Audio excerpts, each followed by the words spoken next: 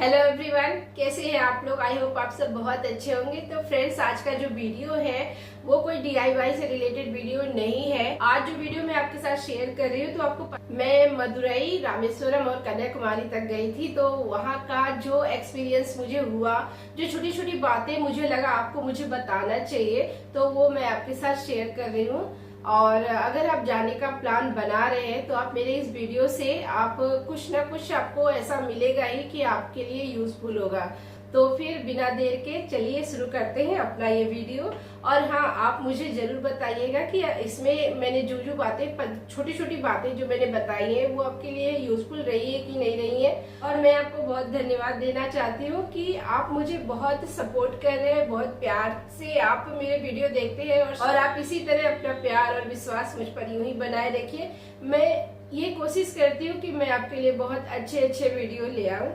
तो फिर बिना देरी किए चलिए शुरू करते हैं अपना ये वीडियो। तो फिर फ्रेंड्स, चलिए शुरू करते हैं। देखिए, मैं यहाँ पर पैकिंग कर रही हूँ अपने इस खूबसूरत सफ़र के लिए। और मेरे हस्बैंड मुझसे बात भी करते जा रहे हैं और मैं उनसे बात करते करते उनकी बातों का जवाब भी देती जा रही हूँ और अपना ये सामान भी पैक करती जा रही हूँ। ये मेरे लिए किसी सपने से कम नहीं था ये समय। और यहाँ पर देखिए, हमारा सामान पैक हो चुका है। मैं अपने बेटे से कह रही हूँ कि तुम भी आओ इधर, लेकिन वो नहीं आ रहा, थोड़ा बहुत शर्मीला है वो। तो हमारा सामान पैक हो चुका है और अब चलिए फिर हम आगे का सफ़र स्टार्ट करते हैं।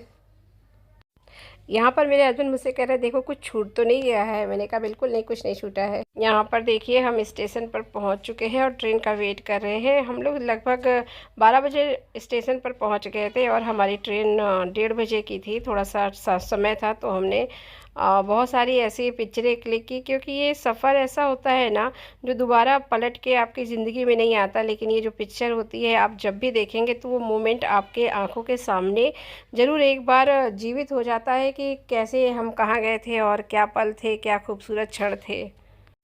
और फिर ये पल तो मेरा सपना था। मेरा बहुत ही मन था रामेश्वरम जाने का, तो ये मेरा एक सपना था और मेरा ये सपना पूरा हो रहा है। तो ये एक अजीब सी फीलिंग है। आप इस फीलिंग का अनुमान तभी लगा सकते हैं जब आपको ऐसी कोई चीज़ मिल रही हो जो आपने बहुत दिनों से सोची हो। सफ़र का पहला पड़ाव हमारा झांसी का था, क्योंकि अगली ट्रेन हमें झांसी से ही लेनी थी। चूँकि हमारी टिकट जो है बहुत जल्दी में हुई थी, इसलिए हमें झांसी से अगली ट्रेन लेनी थी। तो ये देखिए, हम सब झांसी स्टेशन पहुंच चुके हैं। सुबह को 6 बजे हम झांसी पहुंच गए थे और हमारी अगली ट्रेन 11 बजे की थी। तो हमारे पास इतना समय था कि हमने सोचा लाओ हम लोग झांसी का किला देख लें, क्योंकि झांसी का किला जो स्टेशन से है वो मात्र 2 किलोमीटर या 2.5 किलोमीटर की दूरी में है और उसे आप आराम से देख सकते हैं। अच्छा, क्या होता है ना, हर स्टेशन पे आपको लॉकर की व्यवस्था मिल जाएगी। आप चाहे तो अपना सामान वहाँ जमा कर सकते हैं, नहीं तो झांसी के किले में भी 8 बजे के बाद आपको सामान रखने की व्यवस्था मिल जाएगी। फिर आप आराम से घूम के स्टेशन वापस आ सकते हैं। ये किला अपने आप में इतना सुंदर है, जैसा कि हमें जैसे रानी लक्ष्मीबाई की स्टोरी पता है कि कैसे क्या, तो अंदर से वो फीलिंग भी आती है कि मतलब हाँ, ये किला अपने आप में इतना इतिहास को समेटे हुए है। किले में अंदर कुछ है नहीं, बट गवर्नमेंट की तरफ से इसको रख रखाव का पूरा व्यवस्था किया गया है। बहुत ही साफ़ सुथरा ये किला है। आप एक एक चीज़ बहुत गौर से देख सकते हैं। इसमें कई तल बने हुए हैं, जिसमें जो सबसे नीचे वाला तल है वो ऐसा माना जाता है कि झांसी की रानी द्वारा यूज़ किया जाता था, उसमें वो रहती थी। ये देखिए, ये अंदर का है, बहुत ही सुंदर है। कुछ सामान वगैरह नहीं इसमें रखा गया है, लेकिन ये ऐसे ऐसे इस टाइप से बना हुआ है। अच्छा, मेरा फेवरेट सब्जेक्ट ये हिस्ट्री रहा है, हिस्ट्री जियोग्राफी। तो मुझे यहाँ आकर इतना अच्छा लगा कि मैं आपको बता नहीं सकती। कि आप अंदर जाएंगे ना जब कभी इस किले के अंदर, तो आपको एक अच्छी वाली फीलिंग आएगी कि यहाँ यहाँ वो लोग लड़े रहे हैं जो हमारी आज़ादी, हमारी स्वतंत्रता के लिए लड़े हैं। यहाँ गेट पे इंडियन के लिए 20 रुपीज़ या आई थिंक 25 रुपीज़ का पर व्यक्ति टिकट लगता है।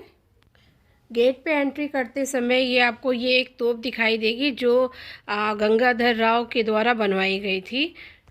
एक रोमांचक ये स्थिति थी। और ये एक गर्व की बात है कि इतिहास में एक ऐसी लेडी हुई है जिसने अपना सब कुछ छोड़कर देश की आज़ादी में अपना भाग लिया और अपना बलिदान दिया। कैमरा ले जाने की मतलब कोई मनाही नहीं थी। आप वहाँ कैमरा ले जा सकते थे, मोबाइल ले जा सकते थे और फ़ोटो क्लिक कर सकते थे। तो हमने भी अंदर कुछ फ़ोटो क्लिक की और अंदर का ये पूरा नज़ारा मोबाइल में कैद किया, क्योंकि ऐसा नहीं हो सकता ना कि हम बार बार यहाँ आ पाएँ, तो हम इसे देखकर अपनी यादें ताज़ा कर सकते हैं।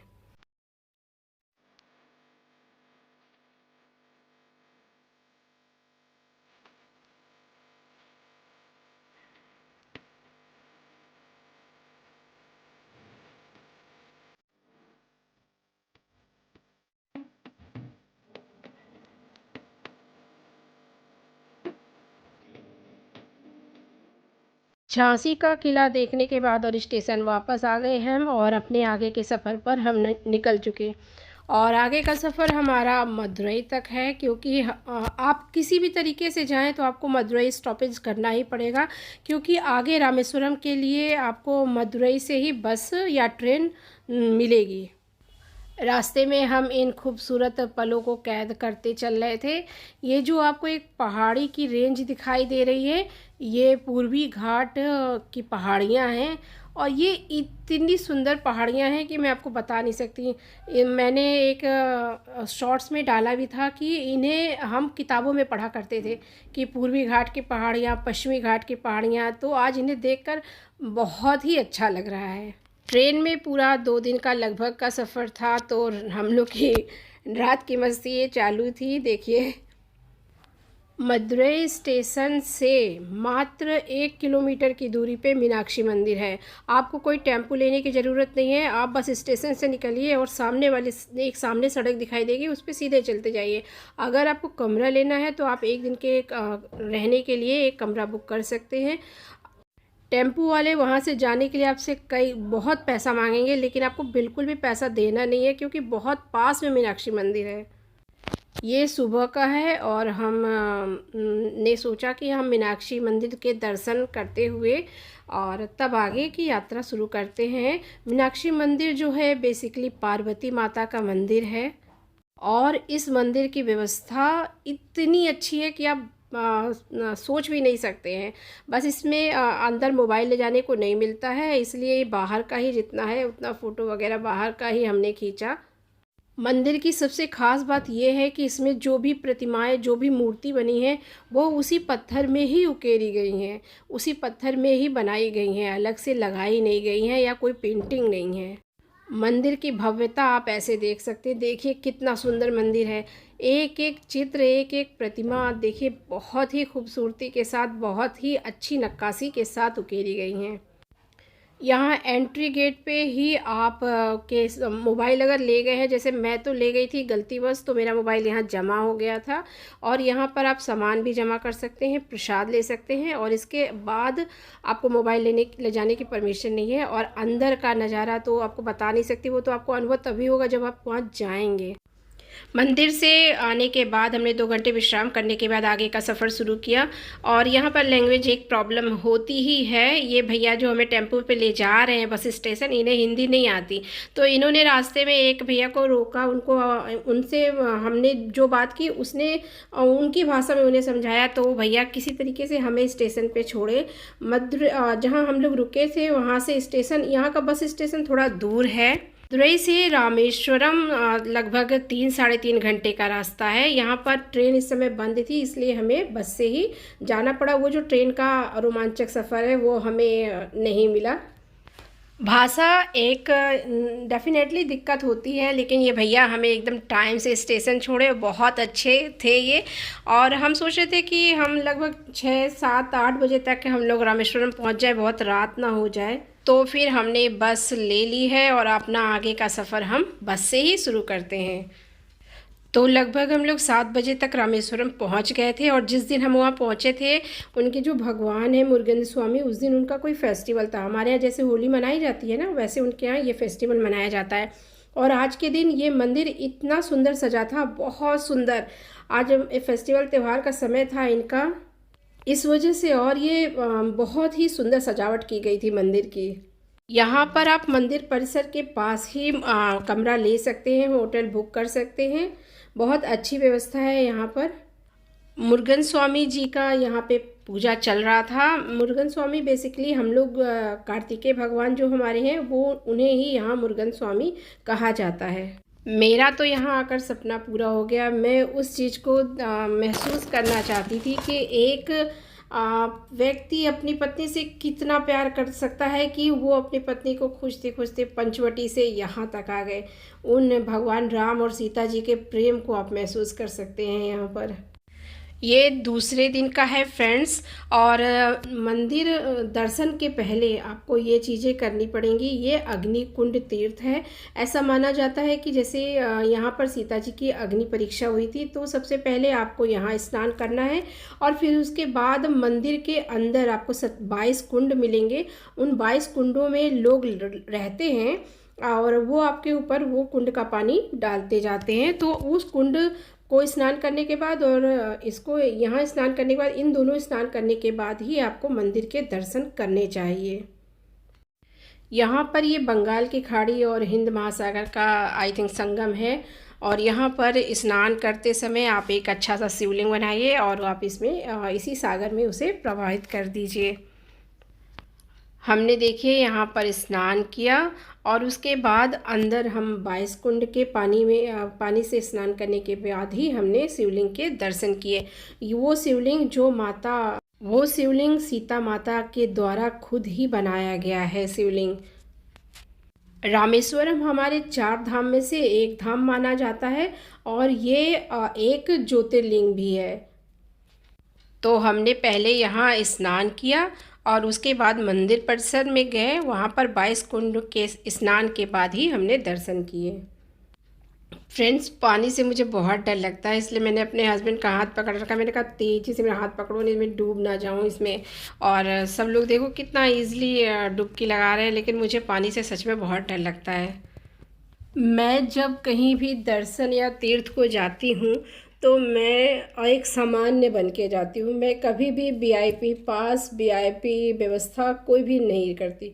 मैं भगवान के घर कभी भी जाती हूँ तो मैं सामान्य बन के जाती हूँ, और मैं यहाँ सामान्य बनकर ही मैंने हर एक चीज़ को एंजॉय किया। इस समुद्र में डुबकी लगाना और इन सभी पलों को एंजॉय करना ही अपने आप में एक बहुत ही अद्भुत बात थी, क्योंकि फ्रेंड्स जीवन में ये पल बहुत ही मुश्किल से आते हैं और बहुत ही मतलब कि हमने कोई पुण्य किए होते हैं जब हमें किसी तीर्थ धाम या मंदिर में दर्शन करने को मिलता है। तो मैंने और मेरी फैमिली ने और मेरी दीदी, हम सब ने यहाँ पर बहुत ही एंजॉय किया। और फिर तो ये जगह मेरे सपनों में से एक थी और आज मेरा एक सपना पूरा हुआ। यहाँ पर सब लोग अपने पितरों की पूजा भी करते हैं। आप लोग चाहें तो यहाँ पर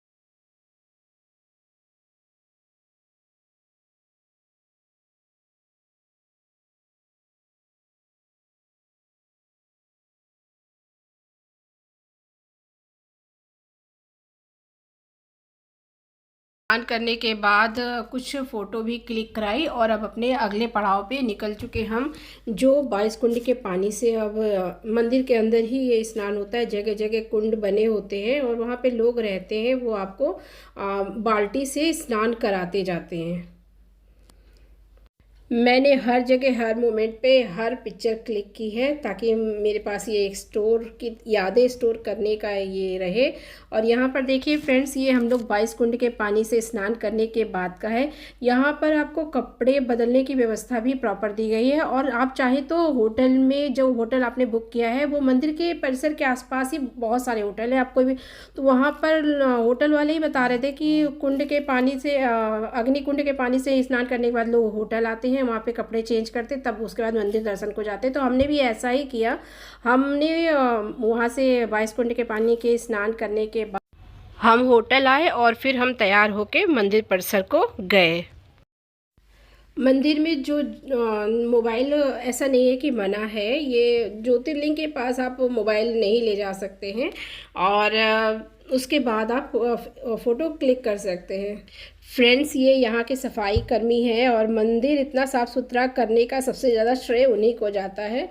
और ऐसा नहीं है कि आप मंदिर में फ़ोटो नहीं खींच सकते हैं। ये रामेश्वरम जो है, यहाँ पे विश्व का सबसे बड़ा गलियारा है। आप समझिए, ये गलियारा बहुत बड़ा है, बहुत बड़ा, बहुत भव्यता, बहुत ही नक्काशी, बहुत ही सुंदर नक्काशी से बना हुआ है।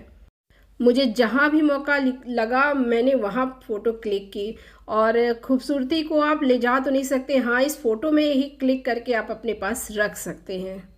तो मैंने कोई भी मौका नहीं छोड़ा फ़ोटो क्लिक करने का। मैं साउथ गई तो मैंने एक चीज़ बहुत नोटिस की और बहुत अच्छी है कि वहाँ के स्टेशन से लेकर मंदिर, कोई भी मंदिर हो, इतनी साफ सुथरे कि आप वहाँ बैठ भी सकते हैं। रामेश्वरम में ज्योतिर्लिंग के दर्शन करने के बाद और बहुत सारी यादें संजोने के बाद अब हम आगे धनुषकोडी के लिए निकलते हैं। रामेश्वरम से 45 मिनट के दूरी पर ही धनुषकोडी है, और एक बहुत अच्छी जगह है जहां हिंद महासागर और बंगाल की खाड़ी का एक अच्छा संगम आप देख सकते हैं। वहां पे हिंद महासागर और बंगाल की खाड़ी के पानी अगल बगल रहते हैं, लेकिन दोनों मिक्स नहीं होते हैं। और समुद्र की जो आवाज़ें होती हैं, जो पानी की धाराओं की आवाज़ें होती हैं, वो एक अजीब ही रोमांच पैदा करती हैं। दो तरफ मैं आपको दिखा रही हूँ, एक तरफ नीले रंग का पानी है और एक तरफ हरे रंग का पानी है, और ये दोनों आपस में कभी मिक्स नहीं होते हैं, और ये हमारे लिए एक ताज्जुब की बात है। यहाँ पर देखिए, ये एक अशोक की लाट जैसा बना हुआ है, और यहाँ पर लोग बहुत सारे अपनी अपनी फ़ोटो क्लिक करा रहे थे। ये वो समुद्र का नज़ारा है, देखिए दूर दूर तक, जहाँ तक आपकी आंखें जाएंगी सिर्फ समुद्र ही समुद्र है। समुद्र देखना तो मैंने बचपन से सोचा था कि समुद्र कैसा होता, फाइनली आज मैंने देखा, और मुझे इतनी खुशी है ना, मेरी खुशी का अंदाज़ा कोई भी नहीं लगा सकता। यहाँ पर बहुत सारी चीज़ें देखने की थी, लेकिन कहा जाता है कि जो सुनामी आई थी उसकी वजह से सारी चीज़ें नष्ट हो चुकी। यहाँ एक चर्च है, वो भी पूरी तरह नष्ट हो चुका है, और यहाँ पे एक रेलवे स्टेशन हुआ करता था, वो भी अब पूरी तरीके से नष्ट हो चुका है। बस आप यहाँ पर ये बीच है जो आप, जिसको आप इंजॉय कर सकते हैं।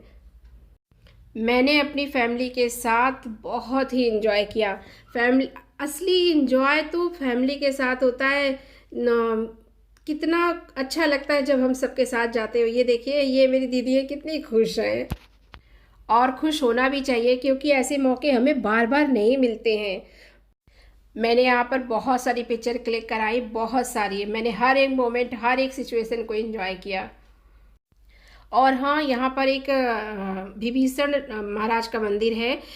राम जी ने जहाँ उनका राज्याभिषेक किया था, उसको मंदिर, वही एक मंदिर है यहाँ पर जिसे आप देख सकते हैं। मैं तो केवल समुद्र देखकर इतनी खुश थी, इतनी खुश थी। मैंने अपने हस्बैंड को देखिए बोला एंजॉय करिए, तो वो थोड़ा सा शांत रहते हैं, बट सारी चीज़ें भुलाकर उन्होंने भी बहुत एंजॉय किया। ये देखिए, और हर एक मोमेंट, हर एक चीज़ की हमने पिक्चर क्लिक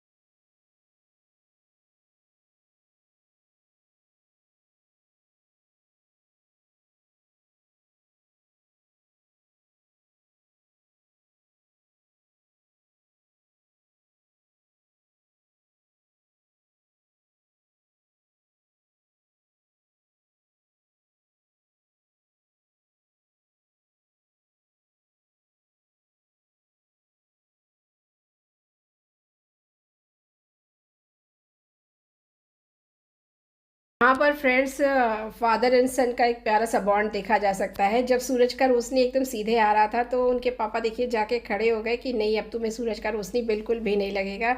बहुत ही खूबसूरत ये फ़ोटो क्लिक करने से ज़्यादा ये नज़ारा था मेरे लिए। मेरे हस्बैंड बच्चों के बहुत अच्छे दोस्त हैं और ये बहुत अच्छा लगता है जब फादर और बच्चों के बीच में एक ऐसा बॉन्ड बनता है कि बच्चे आपके साथ बेझिझक रह सकते हैं। सच मानिए तो आज के समय की ये बहुत बड़ी मांग है कि हम अपने बच्चों के साथ फ्रेंडली रहें, ताकि बच्चे बेझिझक अपनी चीज़ें हमसे और हमारी चीज़ें सुन सकें और अपनी सुना सकें।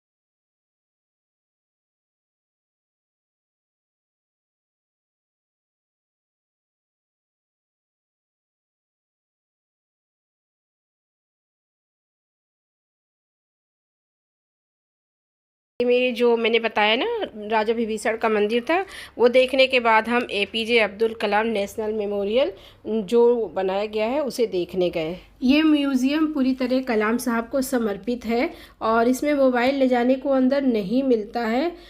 तो हम लोग सामान ले गए थे, कुछ पर्स वगैरह हमारे हाथ में था, तो हम लोग 2 बार में गए अंदर देखने। पहले मेरे हस्बैंड बाहर वेट कर रहे थे तो हम लोग देख के आए, फिर उसके बाद वो गए देखने के लिए।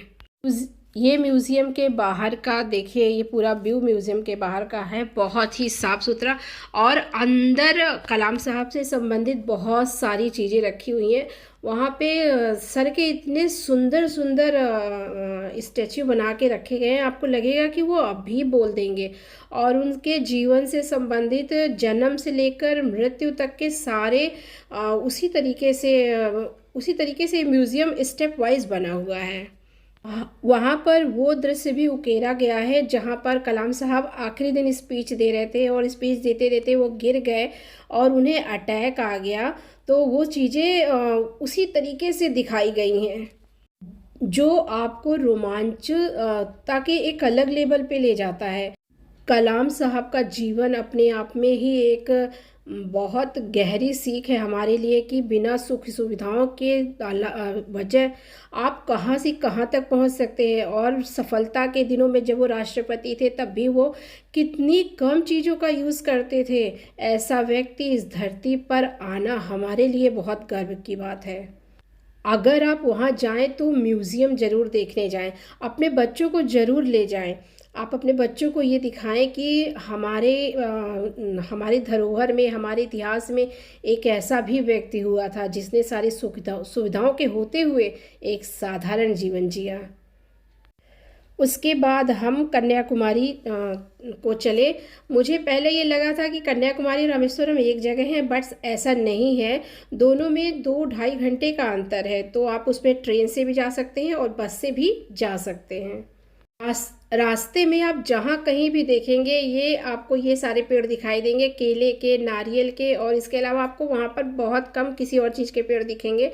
लेकिन इसके पूरे बागीचे के बागीचे आपको दिखाई देंगे जो अपने आप में एक रोमांचक दृश्य है। फाइनली हम अपने यात्रा के आखिरी पड़ाव में है, कन्याकुमारी हम पहुँच चुके हैं और बहुत ही अच्छा शहर है ये। यहाँ पर अप्पन माता का मंदिर है, ये एक मुख्य शक्तिपीठों में से भी एक है। दर्शन करने के बाद हमने प्रसाद वगैरह दुकानों से ख़रीदा। अंदर कोई प्रसाद नहीं चढ़ता है, आप बाहर से ऐसे प्रसाद ले सकते हैं। कन्याकुमारी में मैंने एक चीज़ नोटिस की, यहाँ पे चीज़ें बहुत महंगी हैं, बहुत ही कॉस्टली हैं। दक्षिण भारत के मंदिर मुझे ऐसा लगता है कि अपनी भव्यता के लिए बहुत प्रसिद्ध है। हर ये देखिए, ये बाहर जहाँ प्रसाद हम लोग खरीद रहे हैं वहाँ भी एक एक पिलर पे इतनी सुंदर सुंदर मूर्तियाँ बनाई गई हैं। ये मंदिर की माता हैं। और ये देखिए, ये सारी चीज़ें मंदिर के अंदर ही आपको सारे स्टॉल मिल जाएंगे जहाँ से आप परचेजिंग कर सकते हैं, प्रसाद ले सकते हैं और पूजा पाठ की अन्य सामग्री भी आप वहाँ से खरीद सकते हैं। प्रसाद को ख़रीदने के बाद हम लोग जब बाहर आ रहे थे तो हमें ये देखिए यहाँ पर एक तोते वाला मिला और इसके तोते भविष्यवाणी करते थे। वैसे तो मुझे इस पर विश्वास नहीं था, लेकिन फिर भी तोते ने बड़ी अच्छी अच्छी भविष्यवाणियाँ की मेरे लिए। उसमें से एक भविष्यवाणी मैं आपके साथ शेयर करती हूँ। उसने बोला मैं 90 साल तक जीऊँगी। अब मैं तब से सोची हूँ मैं इतनी बड़ी उम्र का लेके करूँगी क्या। मंदिर के आसपास ही आप थोड़ा सा दूर जाएंगे, आधा किलोमीटर दूरी पर ही ये महात्मा गांधी को समर्पित एक म्यूज़ियम टाइप का ही है। इसमें महात्मा गांधी की राख को विसर्जित किया गया था। कहा जाता है इसमें एक छत पर एक होल बना है छोटा सा, और उसमें से सिर्फ 2 अक्टूबर के दिन सूरज की सीधी किरण वहाँ पहुँचती है जहाँ पर उनकी राख को रखा गया था। महात्मा गांधी के बचपन से लेकर मृत्यु तक के सफ़र को इसमें दिखाया गया है। हर एक चीज़, हर एक तस्वीर, बहुत सारी चीज़ें दिखाई गई हैं। बहुत सारी ऐसी चीज़ें हैं जो आप नहीं जानते होंगे, वो भी आपको यहाँ पे देखने को मिलेंगी अगर आप हिस्ट्री में जरा भी इंटरेस्ट रखते होंगे। तो हमने वहाँ पर इस म्यूज़ियम को पूरा देखा और उसके बाद अपने आगे के सफ़र को हम चल दिए। कन्याकुमारी में बेसिकली बीचेस बहुत ज़्यादा हैं। आप जगह जगह जाकर उनका एंजॉय कर सकते हैं। पानियों की आपस में टकराने की आवाज़ें इतनी तेज़ हैं, बहुत तेज़ हवा चलती है। हमने सारी चीज़ों को एक्सप्लोर किया। हर एक चीज़ आप वहाँ बहुत ही शांति भी है और पानियों की बहुत कलकलाहट भरी आवाज़ें भी हैं।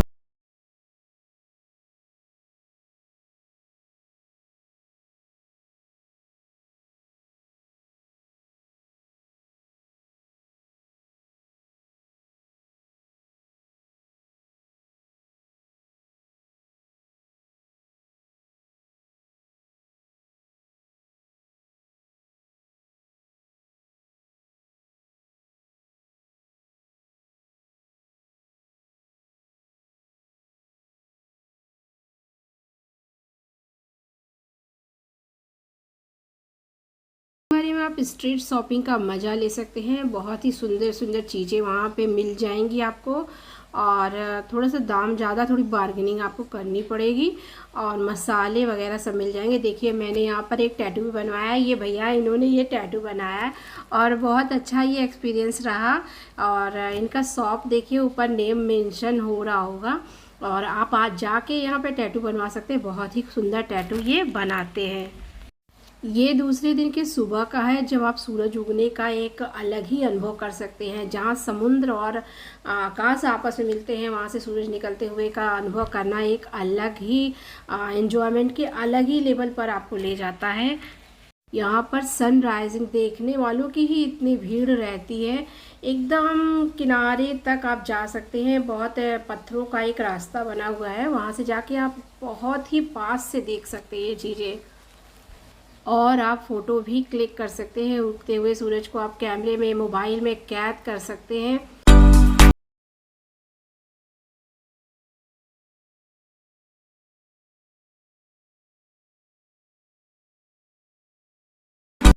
फ्रेंड्स, ये दूसरे दिन की सुबह का है, जब हमें विवेकानंद रॉक मेमोरियल देखने जाना था, और उसके लिए इतनी लंबी लाइन लगी थी कि मैं आपको बता नहीं सकती। और दक्षिण भारत में, साउथ इंडिया में मैंने ये नोटिस किया है कि आप ऐसे रेलिंग लगा दिए हैं। इससे क्या होता है कि आप लाइन से चलते जाते भगदड़ नहीं मचती है, लेकिन रास्ता बहुत लंबा हो जाता है। बहुत भीड़ थी उस दिन, बहुत सारे स्कूल आए हुए थे। आई थिंक कुछ होगा, मुझे ये पता नहीं।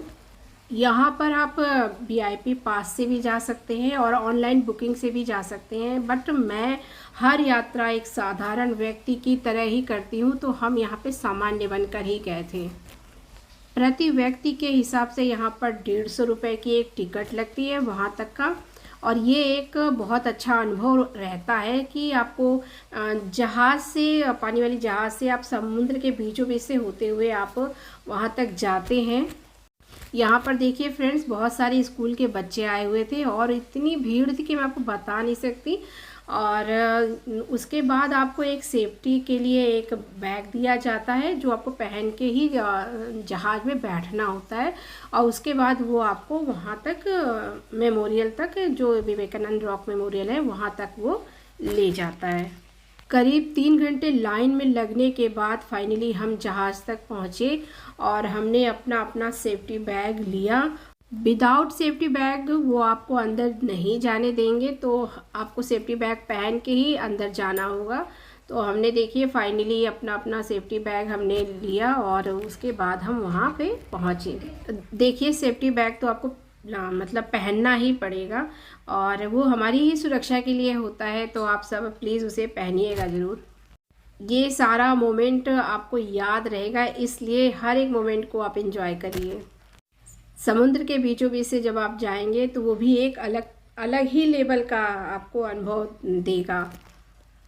और फिर फाइनली हम लोग वहाँ पहुँच ही गए और देखिए ये है विवेकानंद रॉक मेमोरियल, जहाँ पे ऐसा कहा जाता है कि विवेकानंद जी ने 3 दिन लगातार तपस्या की थी।